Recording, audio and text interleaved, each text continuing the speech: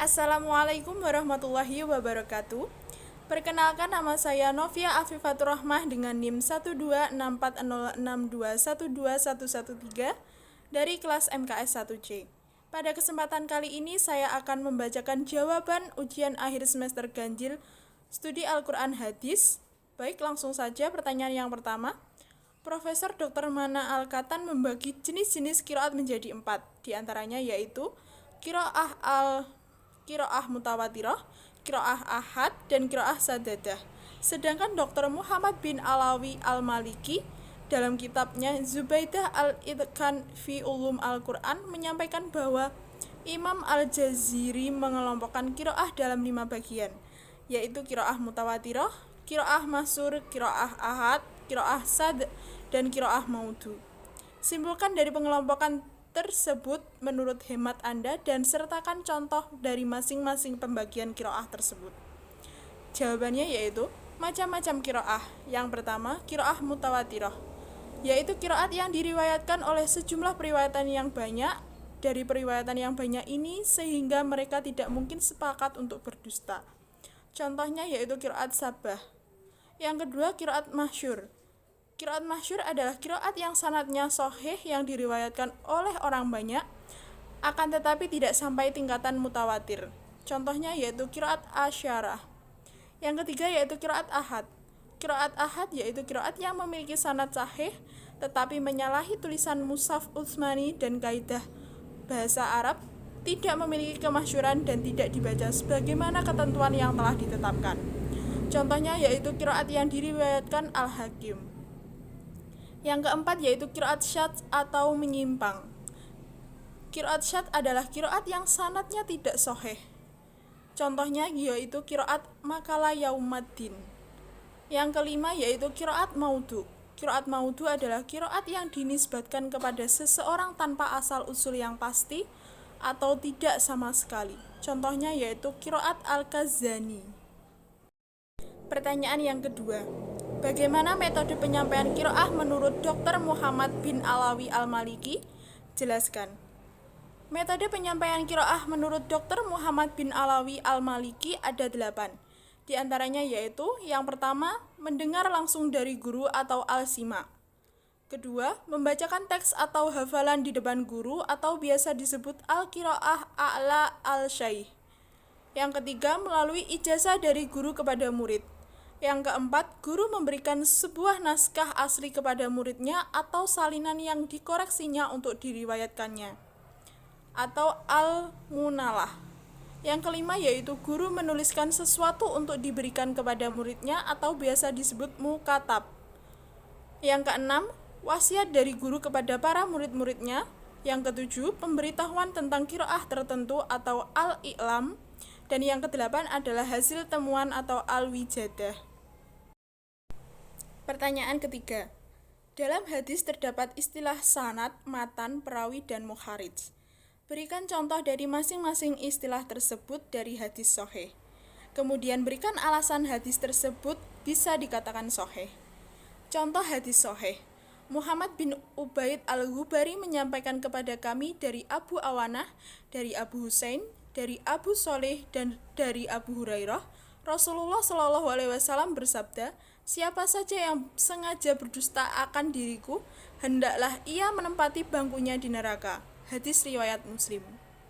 Sanadnya yaitu sanadnya bersambung, yaitu Muhammad bin Ubaid Al-Ghubari menyampaikan kepada kami dari Abu Awanah, dari Abu Hasin, dari Abu Saleh, dan dari Abu Hurairah.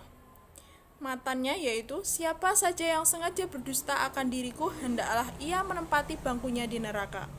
Perawinya diantaranya yaitu Muhammad bin Ubaid Al-Ghubari, Abu Awanah, Abu Hasin, Abu Soleh, Abu Hurairah, dan Muslim.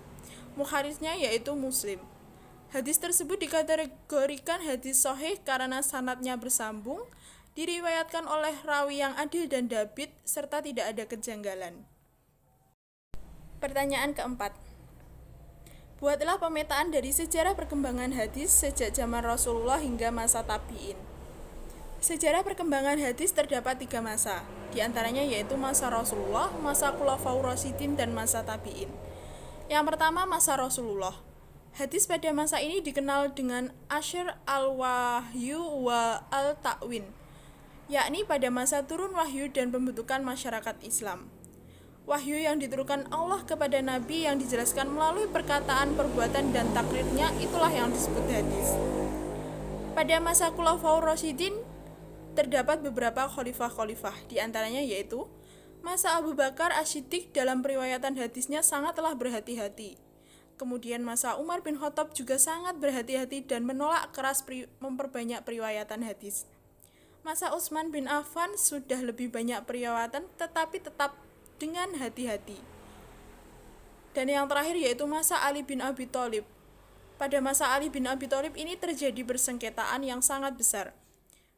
Masa yang terakhir yaitu masa tabi'in. Masa ini kekuasaan Islam semakin luas dan hadis-hadis sudah dicatat dan dibukukan. Tetapi pada masa ini juga bermunculan hadis-hadis palsu. Pertanyaan kelima. Pada masa kodifikasi hadis terdapat beberapa masa kodifikasi hadis yang paling berpengaruh. Jelaskan masa kodifikasi hadis yang paling berpengaruh dari masa-masa kodifikasi hadis yang sudah ada. Jadi, masa kodifikasi hadis yang paling berpengaruh yaitu pada periode Khalifah Umar bin Abdul Aziz, yaitu sekitar tahun 717 sampai 720 Masehi, di mana periode penulisan dan pembukaan hadis secara resmi dilakukan. Hal ini dilatar belakangi karena kekhawatiran akan hilangnya hadis seiring meninggalnya para perawi hadis dan khawatir akan tercampur hadis Nabi Shallallahu Alaihi Wasallam dengan hadis palsu. Pengkodifikasian hadis ini berlangsung hingga pemerintahan Bani Abbasiyah, tepatnya pada pertengahan awal abad kedua Hijriyah.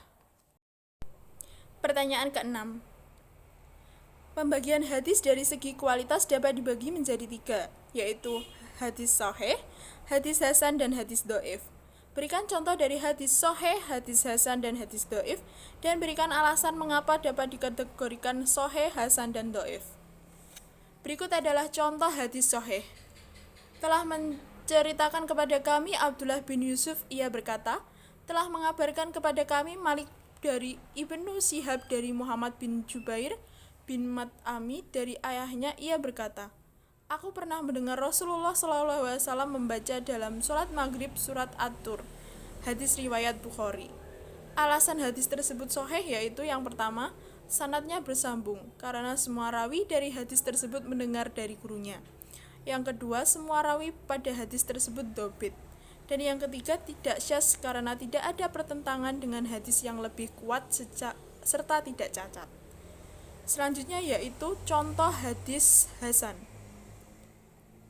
Telah menceritakan kepada kamu Qutaibah, telah menceritakan kepada kamu Ja'far bin Sulaiman dari Abu Imran al-Jauni dari Abu Bakar bin Abi Musa al-As'ari, ia berkata, aku mendengar ayahku berkata ketika musuh datang, Rasulullah SAW bersabda, sesungguhnya pintu-pintu surga di bawah bayangan pedang. Hadis riwayat At-Tirmizi. Alasan hadis tersebut termasuk hadis hasan yaitu karena semua perawi dalam hadis tersebut sikoh kecuali Ja'far bin Sulaiman ad-Dubai. Selanjutnya yaitu contoh hadis dhaif. Dari Abu Hurairah radhiyallahu an, ia mengatakan Rasulullah SAW bersabda, segala sesuatu itu ada zakatnya. Zakat badan adalah puasa. Puasa itu separuh kesabaran. Hadis riwayat Ibnu Majah nomor 1745 lewat jalur Musa bin Ubaidah dari Jumhan dari Abu Hurairah radhiyallahu an. Alasan hadis ini dikatakan hadis dhaif karena hadis ini memiliki sanad yang lemah, yaitu Musa bin Ubaidah dinilai hadisnya lemah oleh sekelompok ulama ahli hadis sebagaimana dijelaskan dalam kitab Tahzib nomor 10 atau garing 18 sampai 320. Pertanyaan ke-7. Pembagian hadis dari segi kuantitas dapat dibagi menjadi 2, yaitu mutawatir dan ahad. Berikan contoh masing-masing bagian dan berikan alasan Anda mengapa dapat dikategorikan mutawatir dan ahad. Langsung saja, contoh hadis mutawatir. Rasulullah bersabda, barang siapa yang sengaja berdusta atas namaku, hendaklah dia menduduki tempat duduk di neraka. Hadis riwayat Bukhari. Alasan hadis ini dikatakan hadis mutawatir yaitu karena terdapat 3 pendapat tentang jumlah perawinya, yaitu 1. Menurut Alwi Al-Maliki, hadis ini diriwayatkan oleh 62 orang sahabat. Menurut Al-Bazar, hadis ini diriwayatkan oleh 40 orang sahabat. Dan menurut Al-Nawawi, hadis ini diriwayatkan oleh 200 orang sahabat. Selanjutnya yaitu contoh hadis ahad. Tidaklah beriman seseorang di antara kamu hingga aku lebih dicintai daripada dirinya, orang tuanya, anaknya, dan semua manusia. Hadis riwayat Bukhari dan Muslim. Alasan hadis ini dikatakan hadis ahad yaitu hadis tersebut diterima oleh Anas bin Malik dari Rasulullah SAW, kemudian diriwayatkan kepada Qatadah dan Abdul Aziz bin Suhaib. Selanjutnya Qatadah meriwayatkan kepada 2 orang pula, yaitu Su'bah dan Husain al-Mu'alim. Selanjutnya yaitu pertanyaan 8. Bolehkah kita menggunakan hadis dhaif sebagai dasar hukum? Jelaskan dan berikan alasan Anda dibolehkan atau tidak digunakannya sebagai dasar hukum. Ulama sepakat bahwa mengamalkan hadis dhaif diperbolehkan selama tidak berkaitan dengan hukum halal dan haram, akidah, dan hanya sebatas fadail amal. Sebab hadis dhaif bukan merupakan hadis maudhu atau hadis palsu, melainkan hadis dhaif memang dinisbahkan kepada Rasulullah SAW, tetapi perawi hadisnya tidak kuat hafalan atau kredibilitasnya, atau ada silsilah sanad yang terputus. Pertanyaan ke-9. Pernahkah Anda mengamalkan suatu perbuatan dengan mengetahui dasar hukum dari salah satu hadis? Berikan contoh dan sertakan hadisnya. Dan bagaimana jika kita mengamalkan suatu perbuatan dengan dasar hadis maudhu? Jelaskan. Pernah, yaitu kegiatan membaca Al-Quran. Hadisnya yaitu, barang siapa membaca Al-Quran dan mengamalkan isi kandungannya, maka kedua orang tuanya akan dipakaikan mahkota pada hari kiamat, yang sinarnya lebih terang daripada cahaya matahari jika sekiranya matahari itu berada di rumah-rumah kamu di dunia ini. Bagaimana menurut perkiraan kalian mengenai orang yang mengamalkannya sendiri? Hadis riwayat Abu Daud. Melakukan perbuatan atas dasar hadis maudhu adalah perbuatan yang dilarang, sebab hadis maudhu adalah hadis palsu. Walau kandungan isinya bagus, tetapi tetap saja tidak boleh, karena yang dimaksud palsu di sini adalah palsu penisbatan atau penyandarannya kepada Rasulullah. Pertanyaan ke-10. Ilmu al-jarh wa ta'dil sangat bermanfaat sekali untuk menentukan kualitas perawi dan nilai hadisnya. Ibnu Hajar al-Asqalani menyampaikan bahwa ada sebab-sebab perawi dikenakan jarh dan ta'dil, yaitu bid'ah, mukhalafah, ghalat, jahalah, al-hal, dan dakwa al-inqita.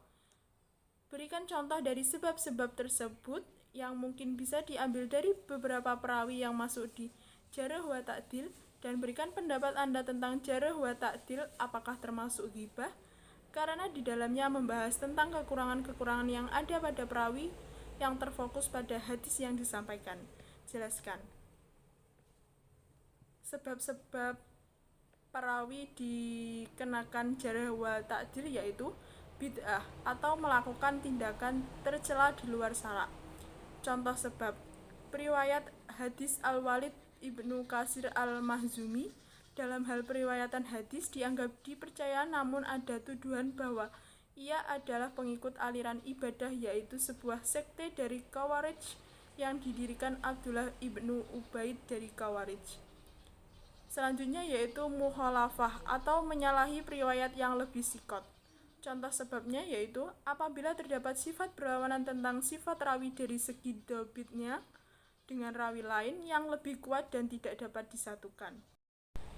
Selanjutnya yaitu ghalat atau cacat dan banyak kekeliruan.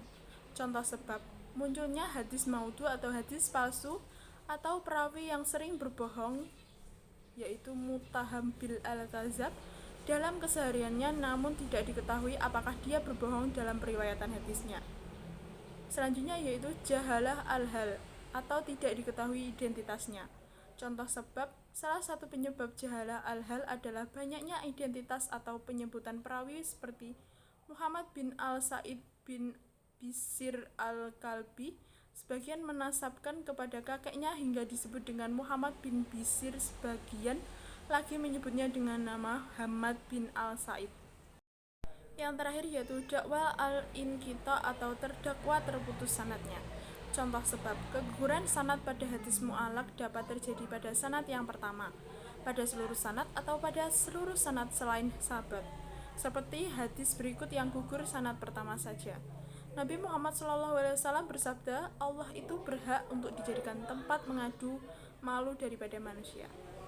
Menurut saya, jarh wa ta'dil bukan merupakan ghibah, karena merupakan ilmu yang menaungi pada hal yang bisa menolong umat Islam dari tindakan yang membabi buta. Sekian dari saya, apabila ada salah kata saya mohon maaf. Wassalamualaikum warahmatullahi wabarakatuh.